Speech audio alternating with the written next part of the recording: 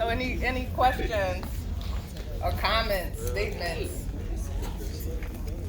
Right.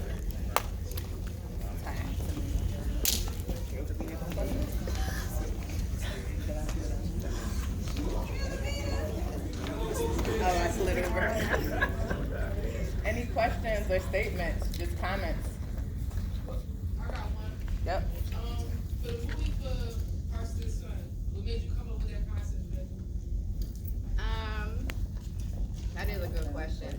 As I've gotten older, I just seen me and my friends really evolve in learning what self-love is and what it means to us.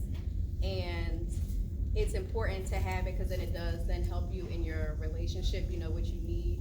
And not necessarily what you want, what you need for you to be you. And I really just wanted to show a woman on that journey. And then I wanted to also show a man who wanted to love her and didn't think she was too much. I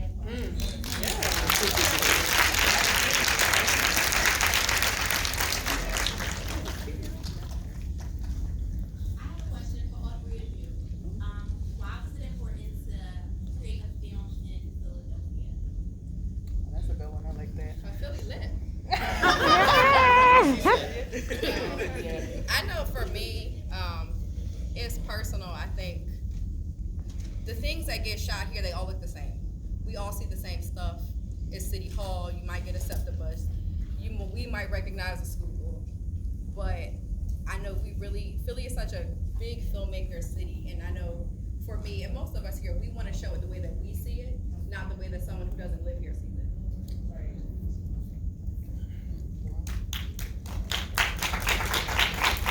You wanna go? Yeah, I can Y'all answer that. might get elected. Can y'all hear me? Yes, I can hear you. All right, good. Hilarious, I love it. So yeah, Philly. I got a title I already made in New York, so I wanted to shoot at home, show the beauty in the Philly and the love that Philadelphia has.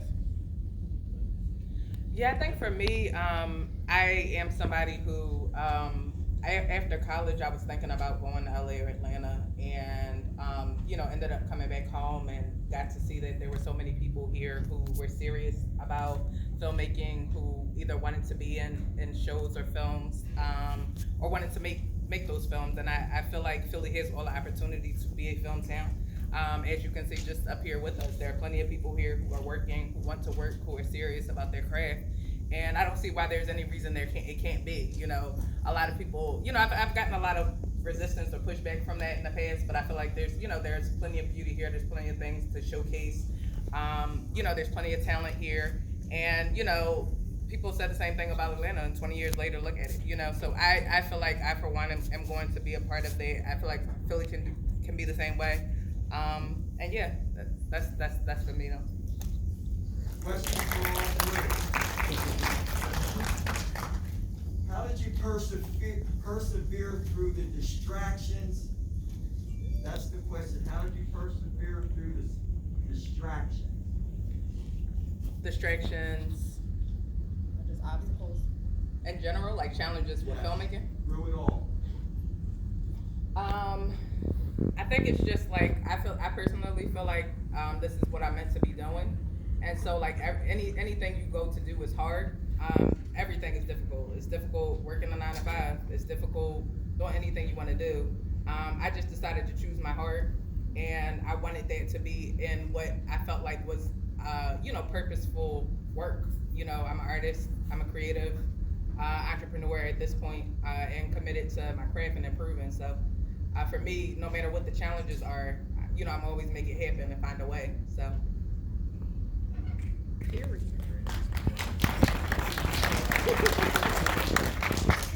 I have a comment. I actually like all of your films. I like how the way the camera was angled on both, not only one person, but multiple people at the same time. I like how each movie had their own section of a meeting. The first movie had the section of a meeting. The second movie had a section of a meeting, and the third one had a meeting. All three of them were connected because obviously 3 reasons. One is Philly.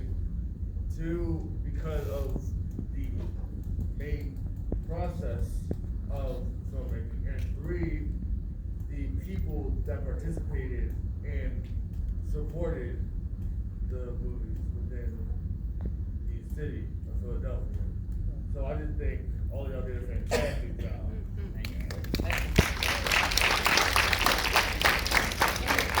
I see you in the back. One. She can go and then you. Yep, I see your hand. You can go right after her. Yep, you'll be next. There was a hand right before you. Yep. Up front is first, and then we're gonna get to the back. Up front. So first off, I want to say you did a beautiful job. Ebony is my daughter. I just appreciate her.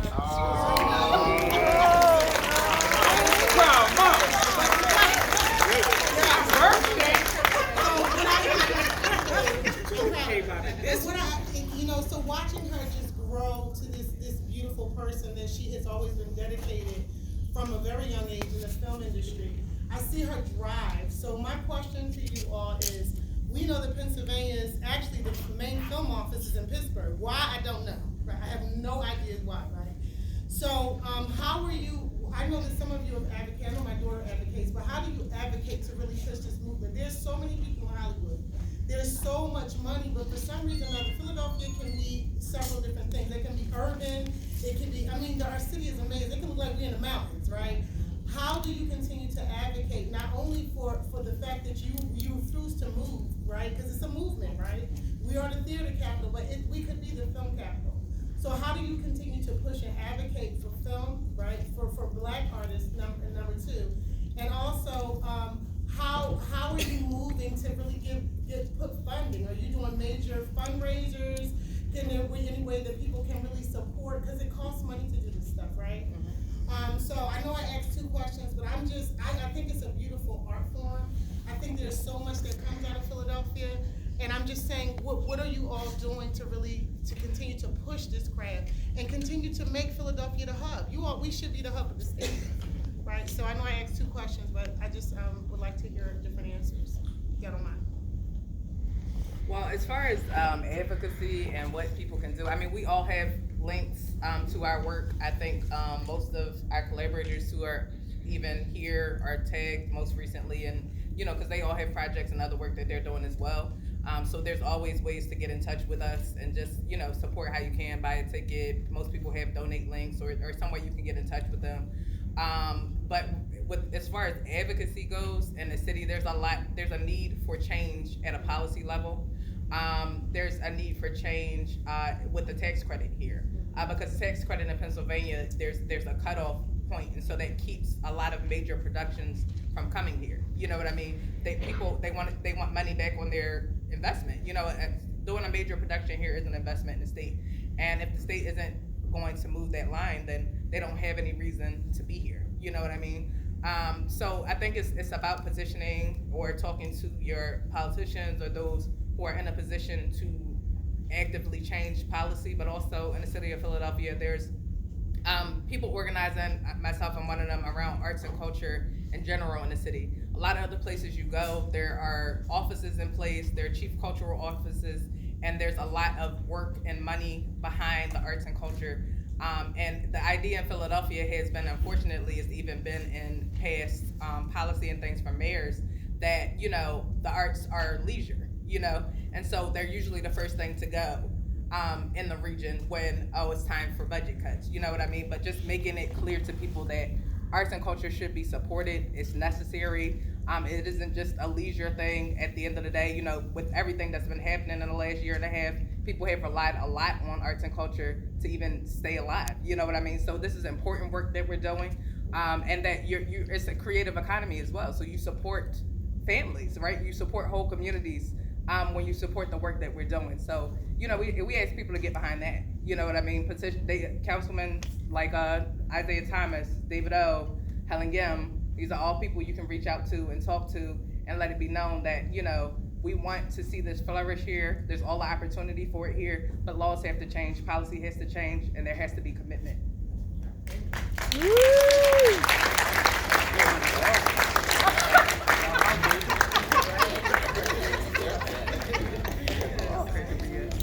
All right, there was a question in the back. Yep. Is That's you. It's you now. So you guys are Black filmmakers. I mean, that's so amazing. So are there any barriers that you faced, and if so, like, how do you think you overcame it, like creating this these short films? Oh, this is my next one. I think we just do the work. You just do the work. If you're supposed to be doing it, you do it anyway. No one can tell you no. No one can tell you no, that's it. You just do it. You got the idea, you find the funds. Even if you can't find the funds, it's gonna get done. And that's what we're doing. We're here. We don't have big budgets. These are micro budgets, okay? And we're still here doing it. So that's really what it is. There's gonna be obstacles just in general anyway. Then there's also obstacles. There's rooms we can't enter yet, but we're creating our own. We're not waiting for a green light. We're not waiting for someone to tell us. We're doing it. And that's all you have to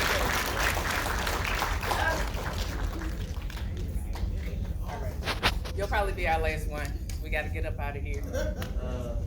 So it was 2 movies in the series. What made I'm not sure who directed the series, but what made you decide to do a series and not a movie? Woo, it's a long story. How long we got? 60 seconds or less. All right, cool. Back. So, started as a movie, but it didn't get funded, so I had to rebrand it, rewrite it into a series, and got these beautiful cast members. Shot it in like 6 days. Here we are. Yay! Just one thing, Ebony will be moderating a workshop called How to Produce a Film in Philly. It is a free registration. It's through SIFT, which is SIFT Media 215, and it's October 28th at 7 p.m. online. It's a virtual event, so definitely check it out on Eventbrite, on siftmedia.com.org or tinselandtine.com. Period. Thank you.